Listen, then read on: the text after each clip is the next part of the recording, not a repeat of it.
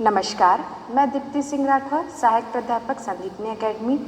आज आप सभी विद्यार्थियों के सामने हिंदी शिक्षण का एक टॉपिक लेके चर्चा कर रही हूँ।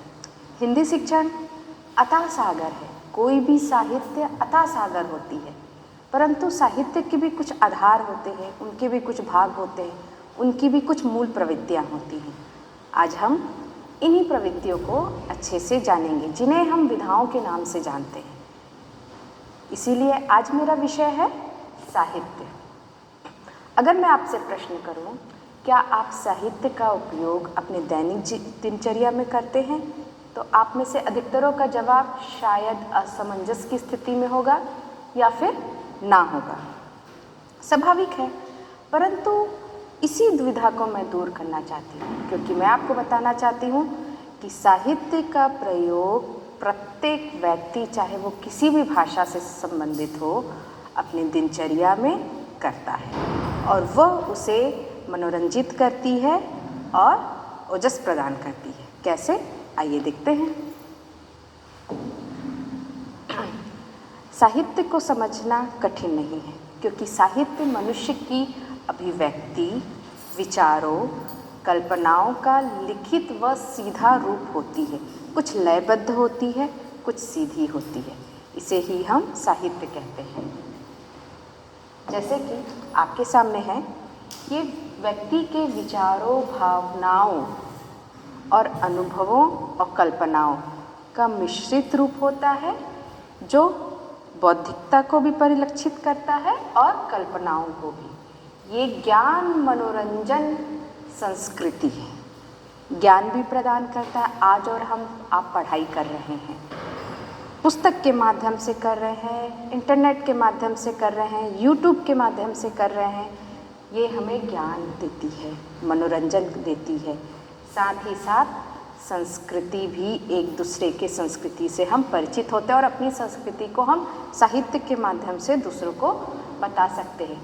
ये साहित्य जो होती है वो हमें अतीत की ज्ञान देता है, क्या हो रहा है वर्तमान इसकी सूचना देता है, और कहीं ना कहीं भविष्य में होने वाली संभावनाओं से भी हमें परिचित कराता है। मुख्यतः जो है साहित्य जो है वो लैटिन भाषा से आई है, जिसका है अक्षरों का उपयोग अर्थात लेखन कार्य। पुराने ज़माने में लेखन कार्य ज़्यादा था, तब तो यूट्यूब था नहीं, इंटरनेट था नहीं, परंतु अभी के ज़माने में लिखित, मौखिक भी हो गए। और प्राचीन काल की अगर मैं बात कहूँ तो मौखिक ज़्यादा था, क्योंकि लिखने की, लेखबद्ध करने की वो व्यवस्था उस वक्त सही उपलब्ध नहीं थी। परंतु धीरे धीरे विकसित होते गए, मौखिक के साथ लिखित आती गई। और आप लोग देखे होंगे शिलालेख में, पुराने ज़माने में नियम कायदे शिलालेख पे लिखे जाते थे। धीरे धीरे कविताओं ने भी, साहित्य ने भी अपना स्थान लिया, उन्हें लिखा जाने लगा। तो मौखिक, लिखित और अब ई लर्निंग के माध्यम से ये सारी चीज़ें हुई हैं। परिभाषाएं क्या है? साहित्य की परिभाषा विभिन्न भाषाओं में अलग अलग रूप में दी गई है। हिंदी में भी हर साहित्यकार ने अपने स्तर पे साहित्य की भाषा दी गई है।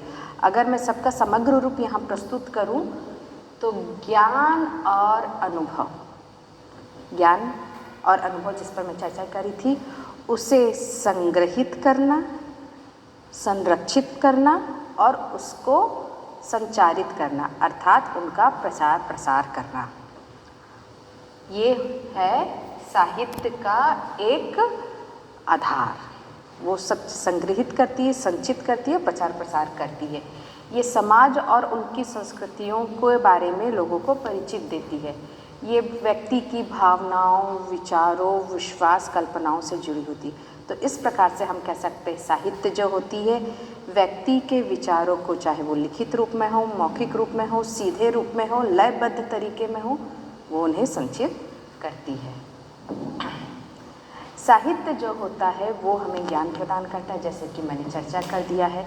मनोरंजन, आप कोई ना कोई गीत गुनगुनाते जरूर होंगे। यूट्यूब में भी अगर आप ये लेक्चर दे रहे हैं, उससे पहले या उसके पश्चात आपने कोई ना कोई गीत, संगीत, भक्ति गीत, लोकगीत, बॉलीवुड गीत गाया होगा वो मनोरंजन के क्षेत्र में आ जाता है। फिर आता है विचारों और भावनाओं को व्यक्त करना। किसी लाइन के माध्यम से, दोहों के माध्यम से, मुहावरे का प्रयोग करके आप अपने विचार, अपनी भावनाओं को दूसरों को व्यक्त कर सकते हैं। ये हमारी संस्कृति को संरक्षित भी करती है और उनका प्रचार प्रसार करती है। इसका उदाहरण आपको अपने स्कूल समय की पुस्तकों का ध्यान होगा, जिसमें छत्तीसगढ़ की कहानियाँ, लोक कथाएँ लिखित रूप में आपने पढ़ी होगी। वो क्या कर रही है? संरक्षित कर रही है और पुस्तकों के माध्यम से प्रसारित कर रही है। हम छत्तीसगढ़ में रहते हैं, छत्तीसगढ़ी हमारी बोली है, ये हम बचपन से सुनते आ रहे हैं, परंतु कहीं ना कहीं पाठ्य पुस्तक में उसे सम्मिलित करना, उन्हें संरक्षित करने का और उन्हें प्रसारित करने का कार्य करती है। ये एक उदाहरण है साहित्य का। आलोचना। आलोचना को अधिकतर लोग नकारात्मक और सकारात्मक दोनों रूप में देखते हैं, परंतु ये सुधार रूप में होना चाहिए। सुधार रूप को ही आलोचना हम कहते हैं। आपने पेपर में पढ़ा होगा, फलाने व्यक्ति ने फलाने व्यक्ति के बारे में कुछ कहा, उसे आलोचना कहा जा सकता है। ये सुधार की प्रक्रिया के तहत होता है और साहित्य हमें वो काम करता है। रामायण के कुछ उपदेश अगर व्यक्तित्व के सकारात्मक परिवर्तन का आधार होती है तो आप उसे आलोचनात्मक दृष्टि से देख सकते हैं। फिर आता है सामाजिक मुद्दे और व्यक्तित्व का विकास। किसान के ऊपर कहानी, स्त्री समस्या पर कहानी, कविताएं, लेख, ये सामाजिक मुद्दों पर आधार है। और व्यक्तित्व का विकास कैसे पढ़े इंग्लिश, कैसे इम्प्रूव करें इंग्लिश, कैसे अपने व्यक्तित्व का निखारे, इंटरव्यू स्किल कैसे बढ़ाए, ये पुस्तकें जो मिलती हैं ये सारे आधार क्या हैं? साहित्य के। वो आपके व्यक्तित्व को बढ़ाने का कार्य करें, उन्हें विकसित करने का कार्य करती है। फिर बात आता है साहित्य के कितने प्रकार होते हैं। तो सीधा मैंने कहा था साहित्य लेखबद्ध तरीका, मौखिक तरीका सम्मिलित है। ये क्या होता है? या तो सीधी बातें हो रही है जो अभी आप में से कह रही हूँ, बिना लय ताल के, छंद के, बिना दोहों के, मैं आपसे सीधी बात कर रही हूँ। वही चीज़ अगर मैं लयबद्ध तरीके से कहूँ तो वो अलग हो जाता है। इन्हीं दो आधारों को रखा गया है। जो सीधी बात आती है वो गद्य में आती है और जो लयबद्ध तरीके से छंद के द्वारा उपयोग होती है वो पद्य विधा के अंतर्गत आती है। इन दोनों के सम्मिश्रण को चंपू साहित्य कहते हैं। अधिकतर लोग इससे परिचित नहीं होते, जो साहित्य से संबंधित है वे इस चंपू साहित्य को जानते हैं। बोलते चंपू साहित्य क्या होता है? ये तो चंपू हम किसी को चिढ़ाने का काम करते हैं, इसीलिए इस साहित्य का नाम रखा गया है चंपू साहित्य, क्योंकि ना पूर्ण रूप से ये गद्य विधा है, ना पूर्ण रूप से ये पद्य विधा है, ये दोनों का मिश्रित रूप है। फिर आता है लोक साहित्य, हम विस्तार में इसकी चर्चा करेंगे। फिर आता है लोक साहित्य, जनमानस का साहित्य, लोक साहित्य। आगे हम इसके बारे में चर्चा करेंगे। अब हम एक एक करके विधाओं के बारे में जानते हैं। जैसे कि अभी आपके सामने आ रहा है गद्य विधा, जो साहित्य, कथा, उपन्यास इत्यादि चीज़ों का सम्मिश्रण होता है। हमने स्कूलों में एक छोटी सी कहानी पढ़ी है कि कौवे को प्यास लगती है, वो खोजता है, उसे मटके में मिलता है पानी, परंतु मात्रा होती है कम। वो आसपास बुद्धि लगाता है, आसपास के कंकड़ को एकत्रित करके धीरे धीरे डालता है, पानी का स्तर ऊपर होता है, वो अपनी प्यास बुझाता है और अपने गंतव्य की ओर उड़ जाता है।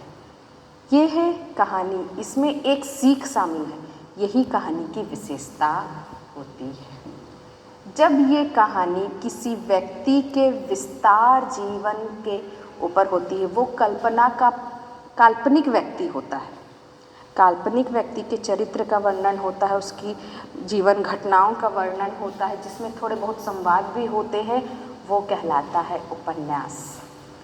जब उस व्यक्ति का एक सीमित होता है, उसका एक पक्ष के बारे में चर्चा होती है, तब वो कहलाता है एकांकी।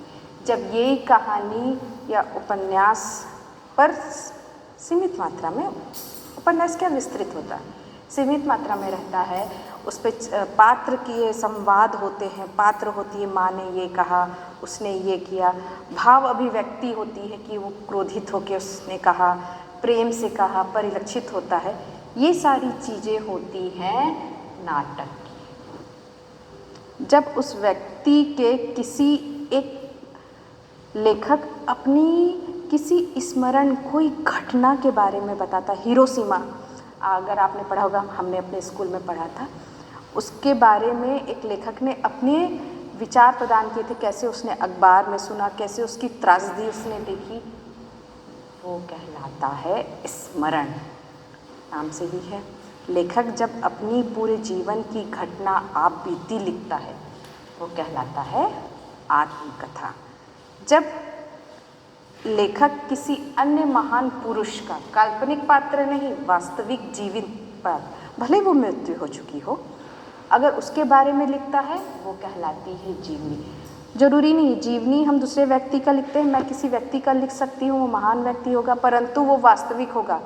यहाँ पे काल्पनिक पात्र हो सकते हैं नाटक में, यहाँ पे, परंतु एकांकी, स्मरण, जीवनी और आत्मकथा, इन तीनों में पात्र वास्तविक होते हैं। ये अंतर भी होता है करने का। डायरी लिखना एक बहुत अच्छी आदत थी पुराने ज़माने में, उसे भी लेखकों ने अपने एक विधा के रूप में शामिल किया। निबंध, गाय हमारी माता है, स्वतंत्रता दिवस जो हम लिखते हैं स्कूलों में, वो कला कहलाती है निबंध। फिर है रेखा चित्र, जिसमें चित्रात्मक रूप से वर्णन होता है। पत्र, नेहरू जी ने अपने समय में अपनी बेटी इंदु अर्थात इंदिरा गांधी जी को पत्र लिखा था। उन्हें पुस्तकों में शामिल किया गया था कि कैसे एक पिता और पुत्री का भाव उस पत्र में परिलक्षित होता है, वो कहलाती है पत्र विधा। अगर किसी साहित्य जो पुराने समय छप चुकी हो, मुझे उस साहित्य की कुछ बिंदुओं पे समस्या हो, या फिर मैं उन्हें वर्तमान परिदृश्य में कुछ बताना चाहती हूँ, वो कहलाएगा आलोचना। आलोचना का सकारात्मक नकारात्मक दोनों पक्ष होता है, पर अधिकतर उसको नकारात्मक लोग मानते हैं कि आलोचना हो रही है, परंतु ये नहीं। अगर मैं अपने घूमने फिरने वाली बात रखूं या किसी घटना पर एक रिपोर्ट बना के उसे लेखबद्ध करूं, साहित्य का रूप लूं, वो कहलाता है रिपोर्टाज। तो ऐसी बहुत सी विधाएं हैं गद्य साहित्य में। इसका मुख्य उद्देश्य विचारों, भावनाओं, घटनाओं को स्पष्ट सरल रूप में प्रस्तुत करना श्रोताओं के समक्ष, यही गद्य साहित्य की विशेषता है। गद्य साहित्य की मैंने कहा बहुत सारे डिफरेंस होते हैं, परंतु उन्हें 3 भागों में मुख्यतः बांटने की कोशिश की गई है। जैसे कि आपके सामने है कथत्तर विधा। इसमें क्या है, कहानी और पात्र, जिसमें पात्र भी होने चाहिए, अगर पात्र नहीं है तो कहानी होनी चाहिए। ये कल्पनाओं का समावेश हो सकता है, इसमें वास्तविकता भी हो सकती है पर कल्पना इसमें होता है। फिर है कथत्तर विधा। इसमें जो लेखक है, जो लिखने वाला है, उसके विचार, अनुभव और भावनाओं की अभिव्यक्ति होती, थोड़ी थोड़ी काल्पनिक भी होती है और थोड़ी थोड़ी वास्तविकता होती है, जैसे कि ये वास्तविकता इसमें ज़्यादा होती है। फिर अंत में आता है बाकी सारी विधाएं जो बच गई हैं इन दोनों से, वो आती है अन्य विधाओं में, जैसे कि आलोचना, समीक्षा, डायरी, पत्र, भाषण इत्यादि विधाएं इसके अंतर्गत आती हैं। इसके बाद अगली विधा के बारे में हम बात करते हैं पद्य विधा।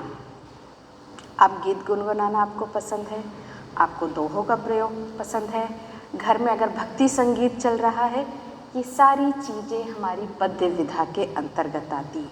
क्यों? क्योंकि उसमें लय, ताल, छंद, पद, एक वाक्यों का क्रमबद्ध रूप जो मंत्र मुक्त कर दे सुनने में और पढ़ने में, और उसकी यही विशेषता उसे बनाती है पद्य विधा के अंतर्गत साहित्य। ये कई प्रकार की हो सकती है। पद्य विधा का मुख्य होती है जो भावनाएं होती हैं, जो विचार होते हैं, उसे लय ताल के माध्यम से, कल्पना शक्ति के माध्यम से मधुर रूप में श्रोताओं के सामने रखना, यही तो पद्य विधा का विशेष गुण होता है। पद्य विधा की कई विधाएं हैं, महाकाव्य, खंडकाव्य, मुक्त काव्य, कविता, दोहा, गीत, भजन, छंद, कुंडलियाँ, पद। हम उसके मूल बातों को समझेंगे, गहराई में अभी नहीं, गहराई के लिए अगली क्लास होगी, परंतु अभी मूल बातों को समझेंगे। सबसे पहले जो हमारा पद्य काव्य ही साहित्य का प्रथम आधार पद्य काव्य था। तो सबसे पहले जो लिखा जाता था वो था महाकाव्य। ये क्या रहता है? ये एक विस्तार काव्य रहता है, किसी व्यक्ति की महान गाथा, नायक तत्व, उच्च उद्देश्य का सम्मिश्रित रूप होता है। एक उदाहरण आपके सामने है रामचरितमानस। उसमें मुख्य नायक राम जी हैं। उनके जन्म के पूरे स्वरूप से जन्म, उनकी बचपना, किशोरावस्था, विवाह, फिर उपरांत पुत्र संबंधी सारी चीज़ें लेखबद्ध तरीके से है, परंतु लय, ताल, छंद, दोहा का प्रयोग करके। अब इसी महान व्यक्ति के अगर किसी एक छोटे से विषय या घटना पर आधारित काव्य हो, वो कहलाता है खंड काव्य। जैसे कि महाभारत एक महान गाथा है। उसमें एक पात्र थे एकलव्य जी, जिन्होंने गुरु की केवल प्रतिमा से एक धनुर्धर अर्जुन से भी श्रेष्ठ उपाधि पाने के लिए थे, परंतु किन्हीं कारणों से वो नहीं पा पाए। आप सभी जानते होंगे। उनको ऊपर लिखा गया काव्य खंड काव्य कहलाया। महाभारत है महान, उसका एक पात्र के ऊपर है खंड काव्य, ये कहलाता है खंड काव्य। इसके बाद आता है मुक्तक काव्य। जब लेखक स्वच्छंद रचना करता है, वो प्रकृति की भी बात कर सकता है, वो देश प्रेम की भी बात करता है, उसकी एक कविता में कई चीज़ें परिलक्षित होती, किसी एक विशेष बात पे उसे बांधा नहीं जा सकता, इसीलिए तो कहा गया स्वच्छंद, वो कहलाता है मुक्तक काव्य। ये विधा के अंतर्गत आता है। फिर आता है गीत। अगर आप कोई गीत गुनगुना रहे हैं, आपके घर में भक्ति संगीत चल रहा है, वो सब इसी के माध्यम से आता है। हमारे देश का गीत वंदे मातरम, ये संस्कृत में है, परंतु हिंदी में भी कई कविताएं होती हैं, कई गीत होते हैं। अब बात आती है कविता की। कविता छोटी भी हो सकती है, बड़ी भी हो सकती है। इसमें भाव, विचार और कल्पना, भाव, विचार और कल्पना समाहित होता है। केवल कल्पना ही हो ये आवश्यक नहीं, वास्तविक घटनाओं में भी होता है। रानी लक्ष्मीबाई के ऊपर बनी हुई कई कविताएं आप लोगों ने सुनी होगी, वो कल्पना का पात्र नहीं है, वो वास्तविक किसी व्यक्तित्व को परिलक्षित होता है, वीर रस, ओज रस से भरपूर है, परंतु वो है कविता। उसमें भावनाएं, विचारों का समावेशित होता है। उसके शब्द, उसके पद बहुत मधुर होते हैं। जैसे कि यहाँ पे एक है छोटा सा गीत जिसमें संख्याओं के बारे में आप लोगों को किया गया है। 1 2 3 4, आज शनिवार है, कल इतवार है, 5 6 7 8, याद करूँ मैं अपना पाठ, इसके आगे 9 और 10, गिनती हो गई पूरी बस। ये है कविता का छोटा सा उदाहरण। फिर बात आती है कुंडली, पद, गजल और दोहों की। दोहा, मैं इन सब में सबसे पहले दोहे के बारे में बताना चाहूँगी। इसमें 24 मात्राएं होती हैं। ये 2 लाइनें होती हैं, पहली लाइन और ये दूसरी लाइन। आखिरी शब्द देखिए, मिलान हो रहा है। धीरे धीरे रे मन, धीरे धीरे सब कुछ होए, माली सींचे 100 घड़ा, ऋतु आए फल होए। अर्थात धैर्य रखिए, धीरे धीरे समय पे सभी काम हो जाएंगे। माली 100 घड़ा पानी का डालता है, पर उस पेड़ के फल अपने ऋतु अनुसार ही होंगे। ऋतु फल आप जानते होंगे। ये कहना था कबीरदास जी का। ये होता है 24 मात्राएं, दोहा 2 लाइन का। इसी का ही अगर वो पंक्ति 6 होगी, मतलब 1 दोहा, 2 दोहा, 3 दोहा, इसका मिश्रित रूप होता है कुंडलियाँ। ये इसे ही कहते हैं हम छंद। इसे कुंडलिया छंद दोनों कहा जाता है ना। ये लिखा गया है। अब बात आती है पद। ये दोहों के मिश्रित रूप नहीं होता है, इसमें केवल भाव अनुरूप होता है, भक्ति अनुरूप होता है। भाव भक्ति आप जिसमें भी गाना चाहो। पद जो होते हैं कहीं ना कहीं गीत का ही एक माध्यम होते हैं। जैसे कि अभी मीरा जी के मैंने पाया है, पायो जी मैंने राम रतन धन पायो, ये उनका पद काव्य के तहत आता है, परंतु इसके ऊपर गीत भी बन चुका होता है। जब लिखित रूप में किया जाता है तब वो पद का रूप रहता है, लेकिन उसे लयबद्ध करके संगीत डाल के उसे गीत का रूप दिया जा सकता है। अब बात आती है गज़ल की। इसे भी पद साहित्य में शामिल किया गया है। क्यों? क्योंकि उर्दू और हिंदी का मिश्रित रूप होता है गज़ल। ये इसमें दो दो पंक्तियों का छंद होता है। जगजीत सिंह द्वारा रचित है। क्या करे डरे जिंदगी में क्या होगा, क्यों डरे हम जिंदगी में क्या होगा, कुछ नहीं होगा तो तजुर्बा होगा, ये इसमें कहा गया है। चलिए इसे हम सबसे लास्ट में सुनते हैं ताकि अंत में और मधुर हो सके। फिर आता है चंपू साहित्य। मैंने कहा लोग अधिकतर इसको बोलते हैं अरे चंपू तो हम चिढ़ाने के लिए इस्तेमाल करते हैं। चंपू को चिढ़ाने के लिए इस्तेमाल ही साहित्य से आया है। वजह ही क्यों थी? क्योंकि गद्य और पद्य का मिश्रित रूप होता है। सबसे पहला चंपू साहित्य मैथिली शरण गुप्त ने लिखा था, ये सुधरा।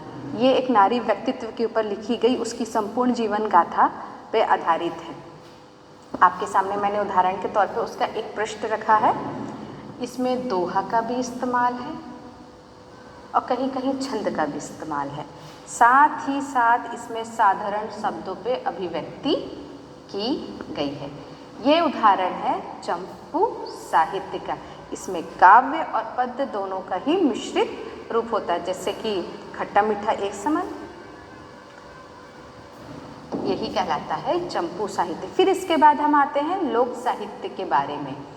जनमानस की अभिव्यक्ति जो मौखिक रूप से पीढ़ी दर पीढ़ी आती है, अब इनका काम हो रहा है लोक साहित्य को संग्रहित करने का काम, उन्हें लेखबद्ध करने का काम। धीरे धीरे बहुत सी भाषाएं विलुप्ति कगार में, बोलियां माफ़ कीजिएगा, कई बोलियां विलुप्ति कगार में आ रही हैं। ये जो बोलियां हैं ये मौखिक रहती हैं। इनका लेखबद्ध ना होना ही सबसे बड़ा नुकसानदायक है कि आज हम कई बोलियों से अपरिचित है और वो विलुप्त हो चुकी है। इनको लेखबद्ध करना, इन्हें संरक्षित करना, संग्रहित करना, संरक्षित करना अति आवश्यक है और उनका प्रचार प्रसार करना। लोक साहित्य क्या रहता है? आम जनता के जीवन, उनकी संस्कृति, उनकी रीति रिवाज, उनकी परंपराओं का स्वरूप झलकता है। यह गीत भी हो सकता है, कथाएं भी हो सकती है, कहावतें भी हो सकती है, पहेलियाँ भी हो सकती है, लोक नाटक भी हो सकता है।